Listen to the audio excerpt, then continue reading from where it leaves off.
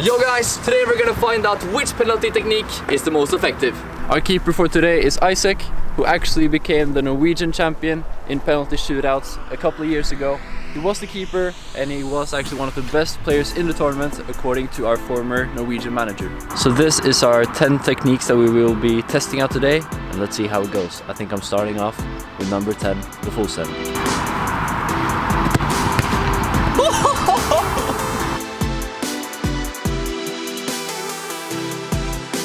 I think one of the key elements of the Jamie Vardy penalty is to, shoot pretty high. I pretty much shot it in the mid-range height and it's easy to save. The next technique on the list is the walk of shame.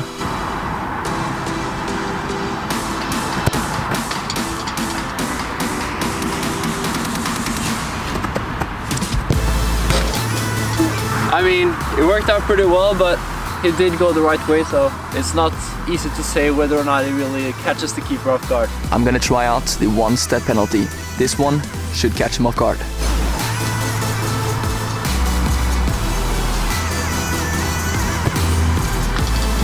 Not exactly sure if it's allowed, but I mean, you have to wait until the referee blows, and he caught him off guard, so I guess it sort of worked.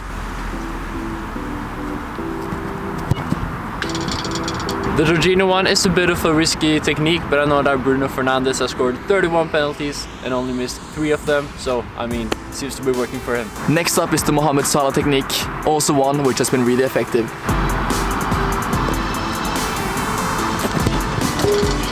I'm pretty happy with that one, a bit of a different run-up, but it seems effective. I don't think I've ever taken a penalty using the Pogba run-up, so I guess we'll see how I do.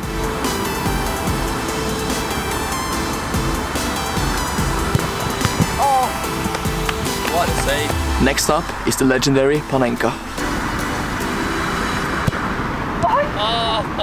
Next up, I'm gonna try one of the most effective techniques out there, and it's the Ronaldo technique, which, yeah, a lot of power hard into the corner.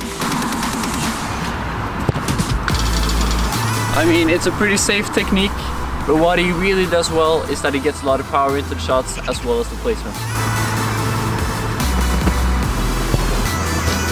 One of the most effective penalty takers these last years has been Sergio Ramos, and he also has a very particular technique where he runs like a matador, so I'm gonna try it out.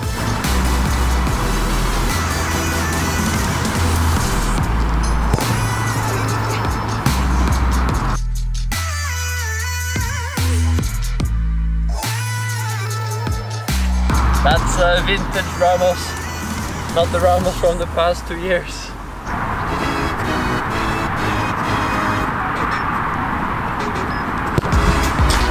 It worked this time, but to be honest, it's not really a technique I would recommend. I haven't tried this before. It's the Salah technique, pretty much Neymar, just instead of stuttering, he speeds up.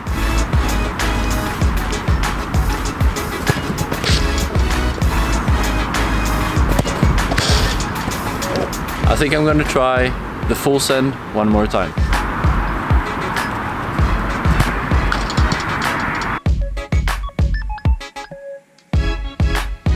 I feel like the run-up is kind of scary, so it might help get the keeper to move, but if he moves the right way, you're pretty much done.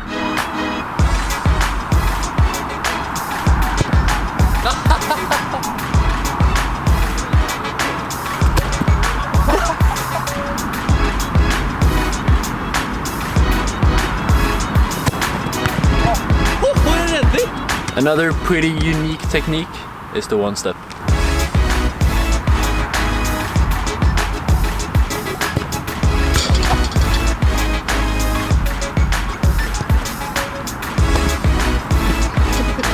Typical Ramos chip.